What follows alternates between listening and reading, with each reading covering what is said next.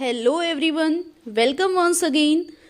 Today we will study a new chapter, that is changes around us. So we can see different changes in our environment. So today we will group these changes in different types. So first one is everything around us is undergoing to change. We can see the sun. In morning it will rise from the east and during the evening it will set in the west. So these all the things are under a change in our environment. Change is a continuous process. It is a continuous process. It never stops. Some changes can be reversed and some cannot be reversed. We can see some changes that can be reversed and some changes we can't reverse it. A change may occur by heating a substance or by mixing it with some other. We can make the changes by mixing some substances, like in water we can mix sugar. So changes will be there. Before the mixing of sugar, the water will be a single solvent, that is water, and after mixing sugar in it, it will become a sugar solution. Now next is common changes taking place in nature. What we can see, the different changes are changes is in position. Sun rises in east and sets in west. Change in color. Sky at night will be dark and at daytime it will be appear blue. Change in shape. We can change the different shapes of the moon daily.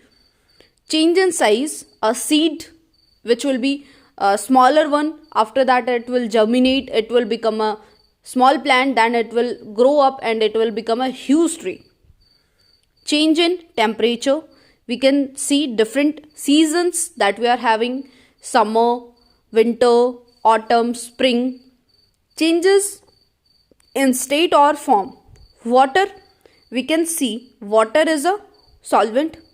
If it will be converted into liquid, it is already in liquid. If it will be converted into gas, it will become vapor.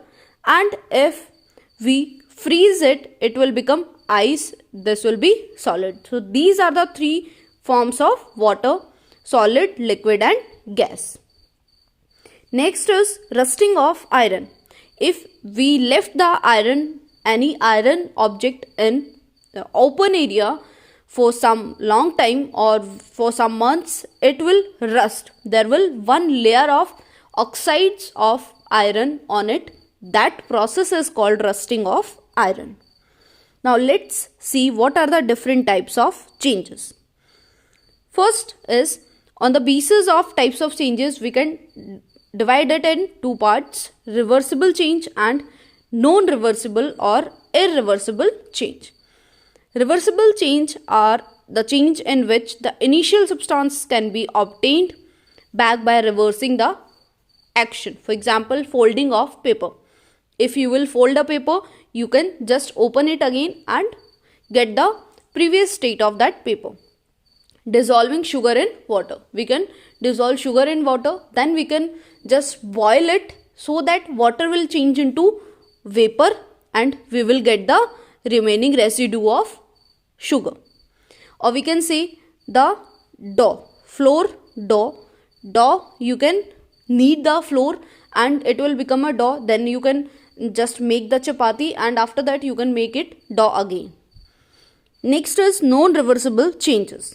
Non-reversible changes are the changes in which the initial substance cannot be obtained back by reversing the action. For example, burning of paper. If you will burn a paper, it will convert into ash and it will not be converted back into paper again. So this kind of change will be called irreversible change or non-reversible change.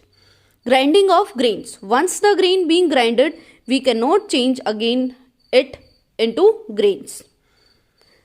Next is physical change. Physical changes are the changes in the form of substance. For example, we have taken the example of water. Water is in liquid form. If we will heat the water, it will become gaseous, and if we will freeze it, it will become ice. So these all are three states of water. It is solid, it is liquid and this one is gas. So physical changes are the changes in the form of substance but not the chemical identity. No new substances are formed. Changes is sometimes reversible. If we are seeing any physical change, it could be reversible. For example, breaking a log of wood. Log of wood which is being broken, it can be just make it again. For example, if we will convert water into ice, we can convert again that ice into water. This kind of changes, physical change, no new substance is formed. Like in previous non-reversible change, we have taken an example of paper. When we have burnt that paper, it has been changed into ash. And this is a new substance. Earlier it was paper, then it has become ash. So this type of change will be called chemical change, in which new substance will be formed.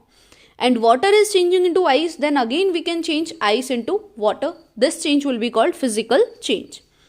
So chemical change has definition: changes in which substance is transformed into new substance. Initial substance is lost. Change is always reversible.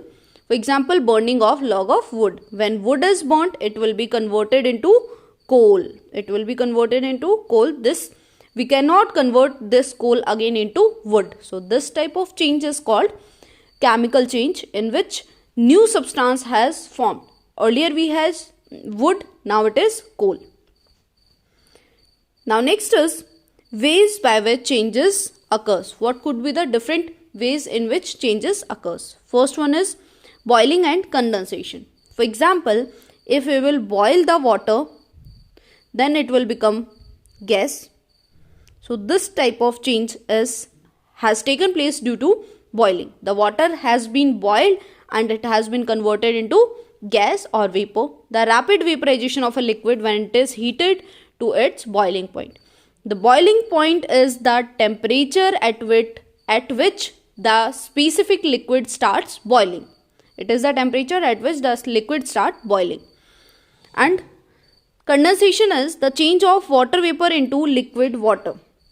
For example, we have water vapor and it will come into contact with any cool substances and will convert into water again. This process of converting water vapor into water is called condensation. It occurs on cooling. Next is heating of metal.